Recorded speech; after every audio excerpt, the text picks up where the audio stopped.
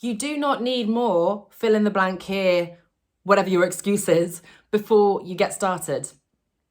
What I mean by this is so many of us say, no, I just need to have this in place first. I need to create more content before I put it out. I need to get the branding right. I need to make sure that this is ready. I need to, from a bigger perspective, wait until the kids are older, the kids are younger, I don't think they'll get younger, whatever that excuse is, because it is an excuse.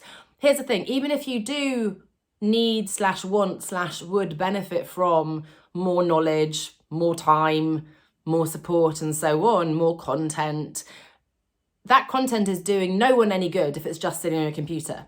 Let's say you have a draft of a book. You can keep perfecting, but first of all, it never will be perfect. And secondly, it certainly won't benefit anybody, you included, but also the audience who could potentially be reading this book right now. If you're just keeping it in that drafts folder on your computer, get it out there. There might be some typos. Hopefully you've done editing, but there's always a little error here and there that slips through. You can do a second edition. Obviously, if it's an ebook anyway, it's very easy to update that. You can then write a second book on the next topic, a third book, fourth book, fifth book, which would actually drive your income much better than just having that one book, which is supposed to have all your hopes and dreams on this one big magnum opus.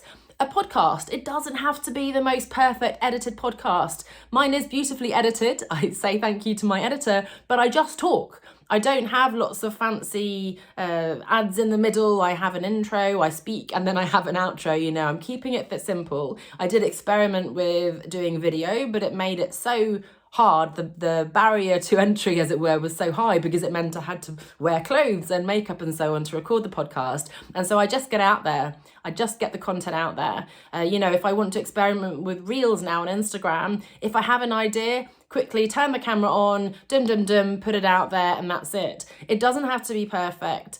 You don't need more, fill in the blank.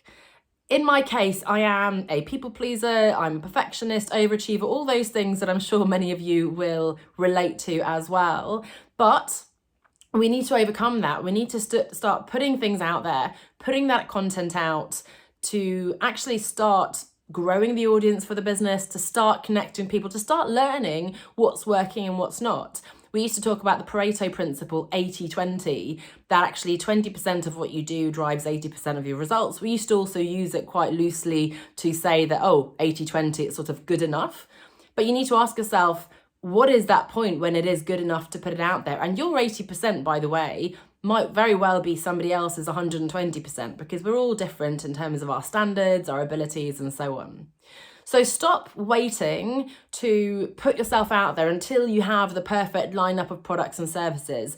Stop waiting to charge for your services because you don't feel that you're ready. You need to start however low price you set initially to feel good about it. Maybe even offer some free sessions if you need to. If you're starting out as a coach, that's something we often do. But just start, learn. You've come to this business because you believe you have value, you have an important mission, and you want to make a difference. So believe in that, believe in yourself, and start. You will learn, you will need to pivot. By all means, you can take courses and follow experts and join programs and so on. You can and will get better, but don't let that stop you from getting started. Check out the full podcast episode over on reimaginingsuccesspodcast.com and get started today.